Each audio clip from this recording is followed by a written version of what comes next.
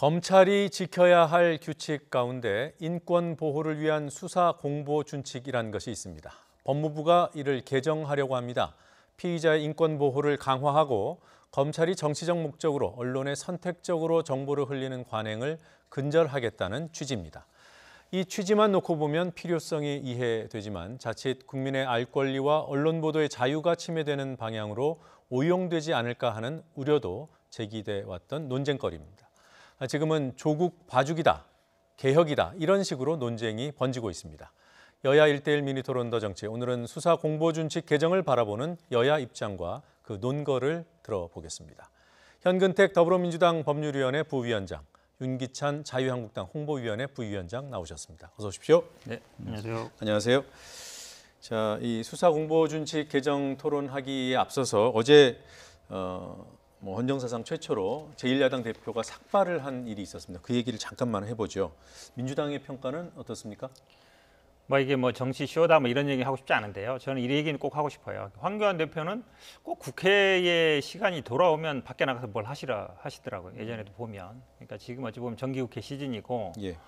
뭔가 지금 이제 국회에서 뭔가 해야 될 시간이 왔습니다. 그동안 인사청문회도 있었지만 그렇게 본다 그러면 또 시기적으로도 그래요. 그러니까 시기적으로도 이게 이슈가 됐을 때가 아니라 그리고 또 앞으로 이제 특검이라든지 아마 이제 국정수사 주장하실 것 같은데 지금 이제 이렇게 삭발 형식으로 가면 앞으로 어떻게 뭘 더 하시려는지 저는 조금 약간 코너에 몰려서 하신 게 아닌가. 본인의 의지 이런 거 잘 안 해보신 분이거든요. 예전에. 그래서 제가 본다 그러면 적절하지 않다라고 봅니다. 코너에 몰려서 한 부적절한 행동이다. 이렇게 평가를 했는데요. 한국당에서는 황교안 대표 본인 입으로 이것은 마지막 통첩이다, 최후 통첩이다 이런 얘기를 했습니다. 이 다음 수순이 있습니까?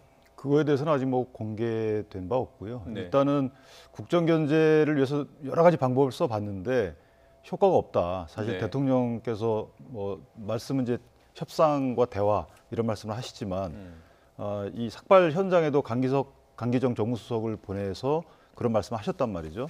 그런데 사실 그렇게 말씀을 하시지만 실제 야당이 어떤 협상과 대화에 나서면 야당의 말을 들어주시지 않는다. 여당 또한 야당 국정 파트너로 인정하지 않는다. 이런 것들을 지난 국회 회계 과정에서 절실히 느꼈기 때문에 할 수 있는 건 뭐든지 하겠다라는 취지에서 삭발까지 가신 것 같고요. 이것은 야당 대표의 삭발인 동시에 네. 국민의 한 사람의 삭발로 봐주시면 그 진정성과 이런 것들을 좀 다시 한번 생각할 수 있는 기회가 되지 않을까 싶습니다. 그 대한정치연대에서 물론 이제 황 대표 삭발하기 전이었습니다만 삭발은 소수자와 약자의 최후의 저항 수단이다. 이런 취지로 비판적인 입장을 냈습니다. 한국당이 약자는 아니잖아요. 지금은 약자입니다. 아, 그렇습니까? 그러니까 그것이 비판적인 시각에서 낸 그 논평이시거나 언급이신데 네. 사실은 현재 상황을 적나라하게 반영했다라고 봅니다. 왜냐하면 숫자는 많은데 어떤 정치 지형인지 모르겠지만 어쨌든 한국당 및 한국당이 대표하는 국민 여러 계층의 이런 이익이나 목소리가 반영이 안 되는 거죠, 국정에. 그러니까 소외계층 약자라는 개념이 사실은 그분들의 의견을 잘 반영해가지고 국정에 섞어줘야 되는 거거든요. 용광로화 시켜줘야 되는 건데 전혀 반영이 안 되는 겁니다. 조국 장관 임명부터 지난번 안건 조정이 회부된 선거법 개정까지 해서 이런 굵직한 국정 현안에 대해서 한국당의 목소리, 한국당이 대변하는 국민의 목소리가 전혀 반영이 안 되기 때문에 결과적으로 소외계층이 된 거죠. 숫자로 보면 결코 소수가 아니지만 제가 예. 짧게 말씀 안 드릴 수 없는데요. 한국당 제1야당입니다. 지금 100석이 넘고요. 지금 대한민국의 한국당보다 큰 정당은 민주당밖에 없습니다. 나머지 정당은 다 어찌 보면 그보다 작죠. 사실은 한국당이 합의를 안 하면 국회 일정이 진행이 안 됩니다. 국회 일정 자체에 어찌 보면 가장 중요한 게 국회 기능 중에 입법이라든지 국정감사 모든 기능에 대해서 결정권을 갖고 있어요. 그걸 과연 약자를 할 수 있을까요? 제가 보기에는 좀 아닌 것 같습니다. 네, 평가는 시청자 여러분께 맡기도록 하고요. 한국당은 대통령의 퇴진을 요구하는 것이 공식 입장인가요? 지금 황 대표도 그 얘기를 했고요. 문재인 끌어내려야 된다라는 얘기를 했고 또 다른 중진 인사들도 대통령 퇴진을 공공연히 얘기하고 있습니다. 공식 입장이 뭡니까? 제가 확인을 황 대표께 직접 확인을 못했어요. 그런데 이제 다른 몇 분한테 확인했는데 어찌됐든 현재 한국당의 공식 입장은 대통령의 하야는 아닙니다. 네. 그러니까 대통령 국정을 견제하는 위치에 아직까지 있습니다. 최후 통첩이라는 단어 또는 그 방법이 무엇인지는 아직 모르겠지만 어쨌든 이 정도의 충정을 대통령께서 좀 알아주시고 국정에 좀 반영해 주십사 하는 2단계까지 있습니다. 지금. 예, 뭐 대통령 퇴진 요구가 한국당의 공식 입장은 아니라는 것까지만 확인하고요. 오늘 주제인 수사 공보 준칙 개정 문제 토론 들어가 보겠습니다. 두 가지 방향에서 나눠서 좀 얘기를 해보고 싶습니다. 하나는 개혁안으로서의 준칙 개정 필요성, 또 하나는 왜 하필 지금인가 조국 수사 적용의 문제, 이렇게 둘로 나눠서 얘기를 해보겠습니다. 먼저 필요성에 대해서 얘기를 해보죠. 민주당에서는 이 준칙 개정을 할 필요가 있다고 보는 거죠. 그렇죠. 왜냐하면 이 준칙은 뭐 처음 만들어진 건 지금 2010년으로 돼 있습니다만 네. 법무부 훈령으로 된 건 그 이전에는 이제 검찰청, 대검찰청 훈령으로 있었어요. 그러니까 아마 90년 정도부터 계속 있어 왔습니다. 그러니까 예전부터 있었던 훈령 준칙인데 지켜지지 않았다는 게 가장 큰 문제죠. 네. 그 부분에 있어서는 뭐 당연히 뭐 우리 뭐 변호사 업계라든지 이런 데도 그렇고 당에서도 그렇고 그동안 계속 이게 실효성이 없다, 지켜지지 않는다. 이 예. 부분이 가장 큰 문제였던 거예요. 그러니까 필요성은 뭐 그동안 아마 많은 분들이 다 뭐 공감했던 것 같습니다. 결국은 가장 나중에 남은 쟁점 나중에 말씀드리겠습니다만 이제 시점이 지금 그러면 조국 장관한테 적용하려는 거 아니냐 이거 있는 것 같은데 제가 보기에는 이번 사건이 계기는 된 것 같아요. 이런 계기는 될지 모르지만 이미 이제 수사는 어느 정도 끝나고 있거든요. 그렇게 본다 그러면 조국 장관이라든지 아니면 부인한테 적용될 가능성은 별로 없다. 그 얘기는 조금 이따 네. 또 여쭤보겠습니다. 내일 당정협의회에서 이제 법무부와의 당정협의회에서 이 문제를 논의한다는 기사가 있었습니다. 네네. 그 일정은 예정대로 그렇죠. 진행되는 건가요? 논의 될것 같습니다. 그럼 내일 방침이 확정되는 건가요? 그건 아닙니다. 지금 아마 내일 보니까요. 대한변협하고 뭐 조응천 의원실에서도 토론회를 하고 아마 네. 사회적인 논의가 될 것 같습니다. 지금 말씀 중에 사실은 그 전에도 다 준칙은 있어요. 원칙적으로 안 되고 예외적으로 몇 경우만 공개할 수 있게 이렇게 돼 있거든요. 근데 지금 이제 가장 문제가 되는 게 이제 공개 소환을 할 때 뭐 동의를 받느냐 아니면 이걸 지키지 않았을 때 뭐 어떻게 할 것이냐 이제 두 가지가 쟁점이 남는 것 같은데 네. 사실은 뭐 만약에 지금 뭐 감찰할 수 있냐 이게 문제 삼는 것 같은데요. 사실 현재 상태에서도 만약에 감찰할 수 있다는 규정이 없더라도 문제가 되면 훈령 위반이기 때문에 감찰을 할 수 있거든요. 근데 네. 지금 법무부 훈령으로 돼 있어서 여기 뭐 처벌 조항 같은 거 넣는 거 쉽지 않아요. 네. 그러면 이제 이거를 법무부 훈령이라는 건 일단 자체적으로 만드는 겁니다. 그러니까 법제처 심의를 안 받는 거거든요. 그거 약간 위에 있는 게 법무부 장관령, 네. 그다음에 그 위에 대통령령인데 제가 보기에 이게 법무부 훈령 정도로 하는 게 맞는지 아니면 뭐 법무부 장관령 정도로 가야 되는지 장관령으로 가면 법제처 심의도 받고 이런 절차가 있으니까 네.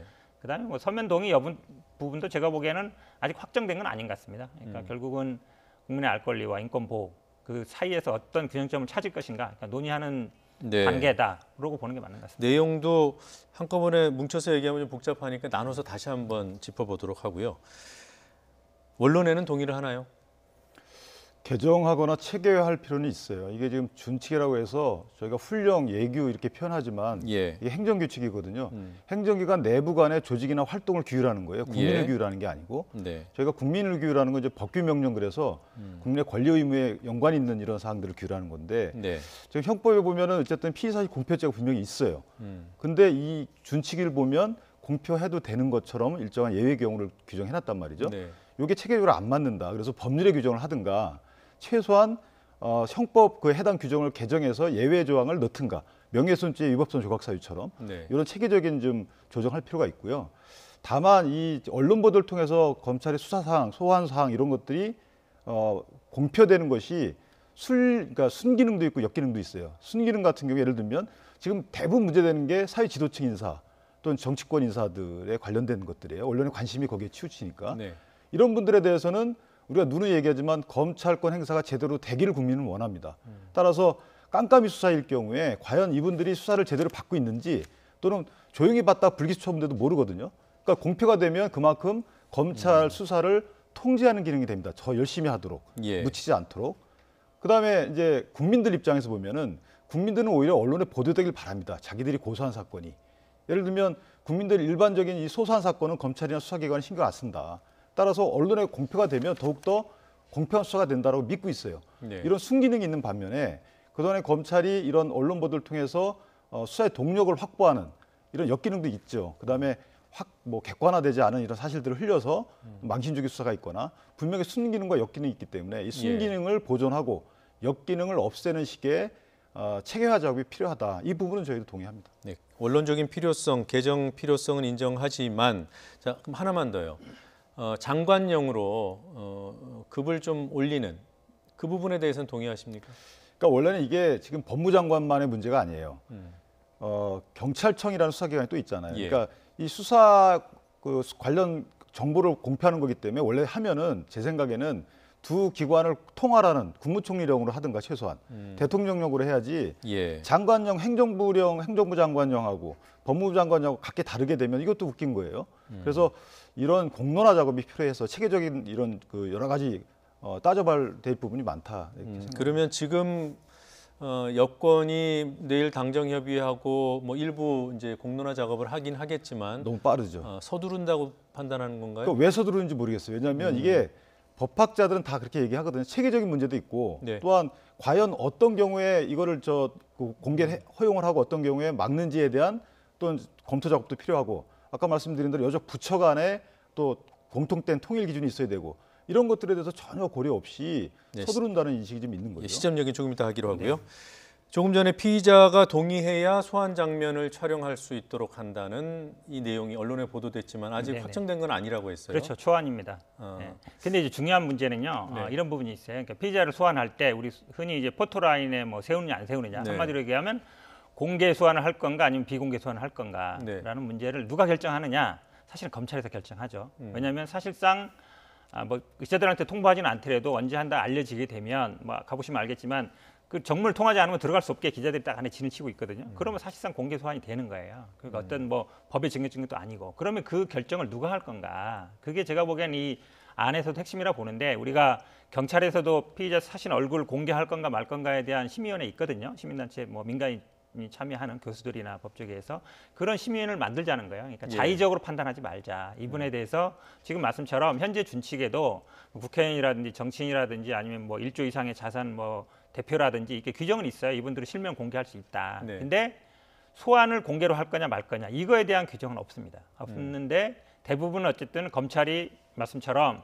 약간 이제 여론 뭐 재판이라고까지는 아니지만 이제 여론 언론에 알려서 약간 그 사실을 확정 지으면 사실은 국민들은 거의 기소가 되면 그 다음부터 큰 관심이 없어요. 이미 마음속에 아니면 언론에는 저 사람은 유죄다, 죄를 지었다, 뇌물을 받았다라고 어느 정도 지정 사실화 해버리거든요. 이제 그런 부분에 대해서 사실은 재판 과정에 그러니까 기소가 됐다 하면은 공개 재판이기 때문에 당연히 공개되게 돼 있어요. 물론 언론이 와서 취재하는지 마는지는 본인 자유지만 그렇게 본다 그러면 지금까지는 약간 사문화돼 있는 피의 사실 공포죄 한 10년 정도 처벌받은 사람 없거든요. 그다음에 이 사문화돼 있는 준칙 이거를 좀 더 실효성 있게 하자. 그리고 조국 장관은 사실상 어찌 보면 지금 한 달 동안 다 보도가 돼서 이 부분을 뭐 막기 위한 시도다. 제가 보기에 이거는 좀 지나친 추측이라고 봅니다. 그러니까 다시 미시적으로 좀 들어가면 피의자가 동의해야 소환 장면을 촬영할 수 있도록 한다는 부분은 초안이지만 정부 여당에서 추진하고 있는 방안이다. 맞습니까? 법무부에서 일단 추진하던 아니고요. 아마 네. 이 부분에 대해서는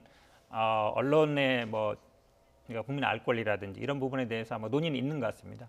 그런 부분에 대해서는 아마 그러니까 뭐 동의의 방식이라는 게 뭐 서면 동의가 될지 아니면 우리 경찰에서 언론 공개 화면 공개하듯이 뭐 네. 심의위원회를 만들어서 거기서 결정할지 이런 부분들은 아마 추가적인 논의가 필요한 걸로 보입니다. 검찰에는 지금 심의위원회 같은 조직이 없습니까? 지금은 없습니다. 이 준칙에는 없어서 아마 이 법무부 안에는 그런 네. 심의위원회를 만들자. 시민단체라든지 아니면 법학자라든지 이런 분들을 해서 이걸 공개해야 되는지 말아야 되는지에 대한 심의위원회를 만들자는 안이 들어있는 걸로 알고 있습니다. 예, 이렇게 뭐 촬영도 그렇고 피의 사실도 그렇고 뭐 어차피 예외 규정이 있기 때문에 공표가 원천적으로 금지되는 건 아니란 말이에요. 지금 상황에서. 그럼 아예 심의위원회를 둬서 그런 부분까지 판단하게 하거나 아니면 아예 좀 더 세세하게 규정을 만드는 것은 어떻습니까? 그러니까 지금 그 서면에 의한 촬영 동의 이런 부분은 사실 불가능합니다. 본인이 동의할 사람이 거의 없을 것 같긴 해요. 아니 동의를 한다 하더라도 그 기자분들의 촬영을 어떻게 막습니까? 예를 들어서 소환 일정을 통보할지 말지, 소환 일정 공개할지 말지 이거는 얘기가 돼요. 그런데 촬영은 소환 일정 공개되면 와서 기다리다 촬영하는 거 아니겠습니까? 그 촬영 어떻게 막아요? 또 막는 것도 그건 언론 통제죠. 말이 안 되는 거고요. 앞뒤가 안 맞는 말이에요. 그건. 근데 이제 지금 그 피의 사실 공개와 관련해서 제일 문제가 되는 거는 이제 법 체계에 아까 말씀드렸는데 그게 네. 안 맞아요. 예를 들면은 분명 형법에는 그런 조항이 있고 또 헌법에 또 관련 조항이 있고 한데 훈령으로 만들어놨단 말이죠. 훈령으로 표현. 오히려 훈령의 예외 규정으로 공표할 수 있는 경우를 규정했다. 이 문제를 지적하시는 거죠? 그렇죠. 근데 네. 법적 근거가 없는 거라고 볼 수 있는데 다만 이제 판례가 일정 부분 저희가 어려운 말이지만 위법성 조각 사유라는 단어를 써서 일정 부분 좀 넓혀놓은 건 있습니다. 그거를 법제화 시켜야 되는 거고요. 훈령 체제로 가게 되면 앞뒤가 안 맞는 거예요. 또 하나는 지금 여당 측에서 이렇게 서두를 필요가 전혀 없어요. 왜냐하면 서두르게 되면 지금 공청회는 거쳐야 되는 거예요. 잠깐만 시점 얘기하기 전에 네. 하나 더 내용 하나만 더 짚어보겠습니다. 기존에는 기소 전 피의 사실 공표 금지 기준이 있었습니다만 이번에 이게 기소 후로까지 확대된다고 그렇게 파악하고 있나요? 기소 후는 사실은 재판은 공개가 원칙이기 때문에 그건 의미가 없다. 의미가 없어요. 재판 네. 공개 이제 물론 재판장이 특별한 사정이 있는 경우에는 비공개 결정을 하겠지만 네. 일단 재판은 공개가 원칙이거든요. 따라서 피의 사실 공표 금지가 기소 후에는 사실상 큰 의미는 없다라고 생각합니다. 네, 그 부분이 그럼 들어가지 않겠네요. 기소 그러니까 후. 지금 아마 그 훈령에는 준칙에는 들어있는 걸로 알고 있어요. 재판 과정까지. 근데 네. 말씀처럼 재판은 기본적으로 공개가 원칙이고 현재까지 문제가 되는 건 대부분 수사 과정에서 이게 사실은 뭐 이런 절차를 거쳐서 공식적으로 뭐 보도자료 나오는 게 아니라 이제 암묵적으로 아니면 관행적으로 나오다 보니까 문제가 되는 거라서 어쨌든 핵심 쟁점은 수사 과정이다 보는 게 맞는 것 같습니다. 예. 어쨌든 간에 이제 앞으로는 피의 사실이 공표되고 그것에 검찰 책임이 있다고 판단하면 감찰을 통해서 징계를 하겠다는 거죠? 그러니까 아까도 말씀드렸지만 현재 상태에서도 만약에 이 규정을 엄격하게 적용하면 가능합니다. 그거 이제 내실 그렇죠. 있게 실효성을 그러니까 제가 보기에는 감찰을 할 수 있다는 규정을 굳이 여기다 넣을 필요는 없어요. 왜냐하면 감찰이라는 건 기본적으로 법무부 장관의 어떤 권한이기 때문에. 의지의 표현 아니겠습니까? 그렇죠. 근데 이제 감찰할 수 있다라는 걸 굳이 제가 보기에는 뭐 넣을 필요는 없는 것 같은데요. 그러니까 실효성 확보 수단에서 네. 뭐 어떤 다른 징계, 그러니까 말씀처럼 이제 이런 훈련 같은 건 자체의 규정이거든요. 그러니까 내부 징계라든지 이런 할 수는 있겠죠. 그러니까 그런 징계 사유라든지 이런 걸 넣는 거는 사실 안 넣어도 할 수 있지만 약간 상징적인 의미는 있을 것 같은데 네. 지금 말씀처럼 저도 이게 법무부 훈령만으로 있어요. 그럼 이제 상위법에 근거 규정이 있어야 되는데 예를 들어서 뭐 징계라든지 아니면 이런 게 들어갔을 때는 뭔가 근거 규정이 있어야 되거든요. 그럼 뭐 상위법에 한번 고민해 볼 필요가 있다라고 봅니다. 그럼 그런 것까지 해서 같이 여야 또는 뭐 조금 더 확장해서 논의를 해보는 건 어떻습니까? 저는 뭐 충분히 가능하다고 봅니다. 왜냐하면 이게 알겠습니다. 단순히 뭐 대부분의 아마 언론사에 계신 분들은 그럼 그동안에 언론을 보도된 거 어떻게 하냐 이런 부분이 있어서 그러니까 공익 인물에 대한 어떤 판단 기준 같은 게 현재는 있긴 있어요. 뭐 정치인이라든지 연예인 이런 부분들이 있는데 그런 기준과 그다음에 이거를 공개할지 말지를 결국은 제가 보기에 핵심은 누가 결정할 거냐예요. 누가 결정할 거냐.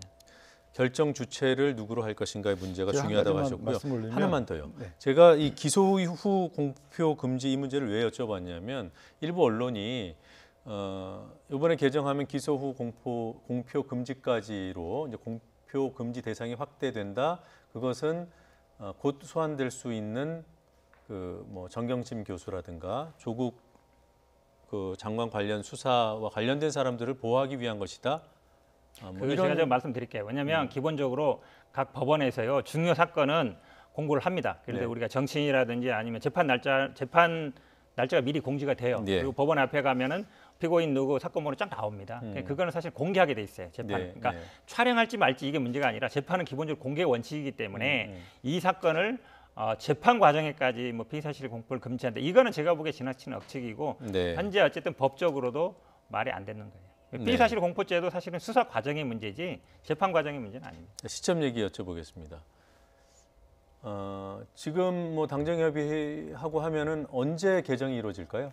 그러니까 그 부분은 아마 이제 논의가 돼야 될 것 같은데요. 저는 뭐 공론화도 필요하다고 보고 이게 사실은 박상기 전 장관 있을 때부터 나온 얘기예요. 그 전부터 뭐 시민단체라든지 뭐 법원, 검찰청, 변호사계 의견도 많이 들었는데 아마 이거를 제가 보기에 법무부 장관 지금 조국 장관이나 아니면 부인한테 적용될 가능성은 저는 별로 없다고 봅니다. 왜냐하면 사실 한 달 동안 거의 다 됐어요. 언론에 나왔고 지금은 언제 소환해서 어떤 조사를 할 거냐 이거밖에 없잖아요. 그 전에 이게 규칙이 제정돼서 적용한다? 당연히 그런 말이 나올 수밖에 없죠. 그렇게 본다 그러면 저는 정확히 말씀드리면 이게 하나의 계기가 되지만 현재 어떤 이루어지는 수사를 뭐 막기 위한 거나 아니면 뭐 금지하기 위한 거나 그건 아니다. 그러니까 지금까지 많이 논란이 돼 있던 뭐 고등학교 성적 문제라든지 아니면 압수수색 과정에 나왔던 자료 문제라든지 아니면 뭐 포렌식 자료라든지 이런 것들이 문제가 돼서 이번에 준칙을 새로 만들고 좀 실효성을 확보하기 위한 것으로 보는 게 정확한 것 같습니다.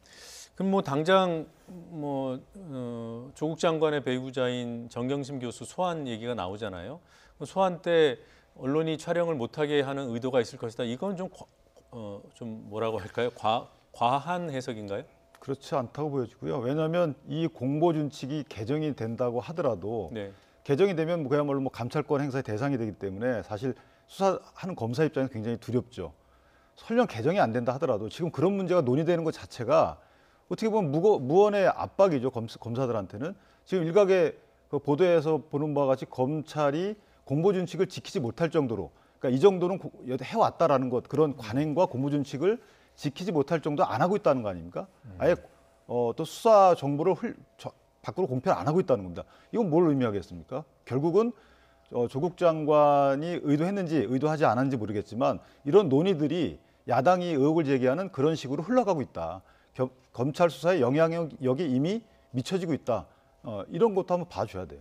피의사실 공표를 한다고 해서 수사에 차질이 생기는 건 아니지 않습니까?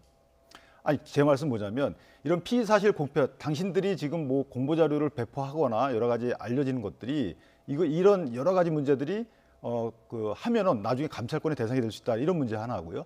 현재 준칙에 보면 이런 내용들이 있어요. 수사의 필요에 의해서 참고인 등 그러니까 수사에 지장이 발생했을 경우에 수사의 필요성에 의해서도 공보 준칙상 발표할 수가 있어야. 근데 그것도 못 하는 거죠 지금은. 자, 그러면요. 정경심 교수 소환 일정을 언론에 공개하는 것이 지금 기준에 비추어서 괜찮습니까 아닙니까? 어떻게 보십니까? 지금 기준에는요, 일단 공인이 아니냐 부분인데 네. 이제 정치인이나 뭐 국회의원이나 그건 아니고요, 부인이고요. 그다음에 거기에 뭐 부인까지 된다 이런 부분 없습니다. 그 다음에는 이제 공익상 필요 이런 예외 규정이 있어야 이럴 때 예. 공개할 수 있다는 부분인데 제가 보기엔 일단 본인의 의지도 중요한데 현재는 어쨌든 본인의 의지는 안 듣고 있거든요. 그렇게 보면 만약에 본인이 비공개 소환을 원한다, 그러면 제가 보기에 비공개 소환하는 게 맞다라고 봅니다. 어떻습니까? 현재 국무위원회 배우자분이시고요. 네. 청문 과정에서 많은 논란이 있었고 현재 상당부 수사가 진행된 상황이기 때문에 현재 공보 준칙에 따르게 되면 소환 일시를 알려도 이 준칙상 큰 무리가 없다. 이렇게 네. 판단이 됩니다. 네, 두 분 그 부분에서 생각이 좀 다르시군요. 자, 끝으로 한 가지 사안만 더 여쭤보고 마무리하겠습니다. 전현직 교수 1,500명이 시국 선언에 서명했다. 지금 서명을 받고 있는 일정한 사이트가 있고요. 그곳에 서명한 사람이 1,500명 정도입니다.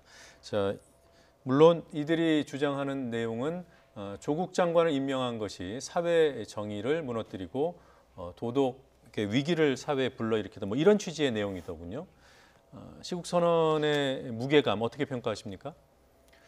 그동안에 이전에 민주화를 갈망하던 시기에도 교수 시국 선언이 상당히 무게감 있게 다가왔었거든요. 이번에도 보면 이것이 어떤 특정 조직에 의해서 유도되거나 한 거 없이 각계 자발적인 개별적인 접촉에 의해서 시국 선언이 나온 거예요. 그러면 대통령께서도 이 부분을 좀 무겁게 받아들이셔야 되고요. 위법이 확인되는지 여부에 관심이 없어요. 지금 국민들은. 뭐냐면 그동안의 청문회 과정에서 장관께서 하신 해명의 말씀이 사실과 다를 것 같다는 이런 정황들이 종종 나오고 있잖아요. 그렇다면 청문회의 존재 이유나 그다음에 장관의 역할 이런 것들을 비춰볼 때는 사실 뭐 위선 이런 말도 하고 싶지 않습니다. 지금 해명의 불성실성, 그다음에 자료 제출에 만들어진 자료일 수도 있다는 이런 의혹들 이런 것들을 종합적으로 고려해 보면 과연 장관직 수행에 적합한지 여부에 대해서 교수들이 대변하는 거다 이렇게 생각하고 있습니다. 네.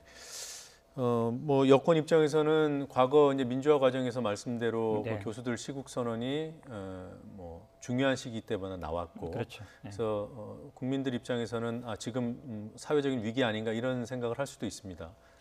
그렇긴 한데요. 그러니까 뭐 저도 뭐 시국 선언 많이 해봤습니다. 이명박 박근혜 대통령도 해봤는데 결국은 저는 이렇게 뭐 학교 대표들만 실명을 걸고 나머지 분들은 아마 지금 실명 검들은 100명 안 될 것 같은데.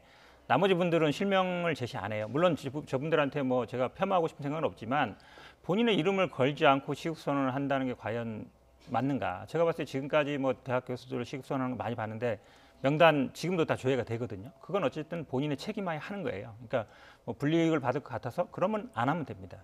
그러니까 본인의 목소리를 내고 본인의 어떤 의지를 표명할 때는 자기 이름을 걸고 해야 돼요. 제가 보기에 자기 이름을 안 건다. 제가 뭐 그거는 비겁한 행동 아닌가요?